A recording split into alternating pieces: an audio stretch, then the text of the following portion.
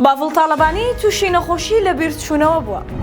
ماوەی 13 ساڵە شەقامی مام جەلال لە کۆیە تەواو نەکراوە کە درێژی و ڕێگایەت تەنها 6 کیلۆمەترە.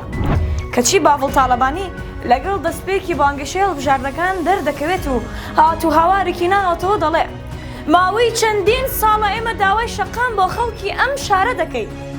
وەگەوەی خەڵکی کۆیە نەزانن قوبات تاڵەبانی کوڕی مام جەلال جێگیری سەرۆکی حکوومەتە و براکەی کە سەرۆکی یەکێتی و شوێنگرەوەی باوکێتی بەردی بناغی ئەم شەقامەیان داناوە کە بە ناوی مام جەلالی باوکیانە. بەڵام هێشتان یەک مەتریان نەقیرتاو نەکردووە بەڵکو قیرئاویش نەکردووە. شەقامی مام جەلال داکەوێتە ناو سەنتەری قەزای کۆیە و درێژەکەی تەنها 6 کیلۆمەترە.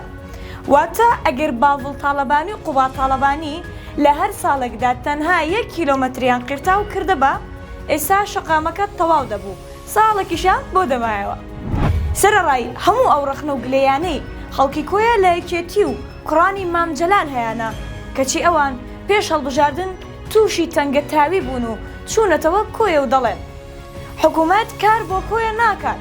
بەڵێ ڕاست دەکەن کاک قوبات کار ناکات و لە کۆبوونەوەکان هەر خەریکی کەفەرگۆڕین و لایک و کۆمنتە.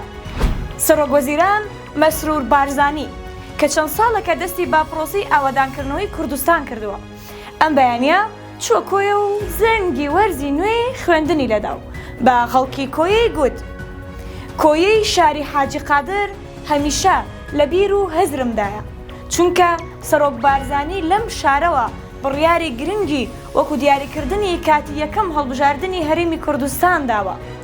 سەرۆکوەزیران بەبێ سوپرایز لە کۆیە نەگەڕایەوە بەڵکو بە مژدەخۆشەکەی با خەڵکی ئەو شارەدا و گوتی ڕێگای هەولێر کۆیە داکەینە جووت ساید و کێشەی ڕێگەوبان لە شارەکەتان ناهێڵین. ئەم مژدەی سەرۆکی حکوومەتی هەرێم لە کاتێکدا کە کوڕانی مام جەلال 13 ساڵە یەک شەقامی 6 کیلۆمەتریان پێ تەواو نەبووە کە بە ناوی باوکیانە کەچی ئێستا هاتوونەتە کۆیە و باسی ڕێگەوبان و خزمەت بۆ خەڵکی کۆیە دەکات.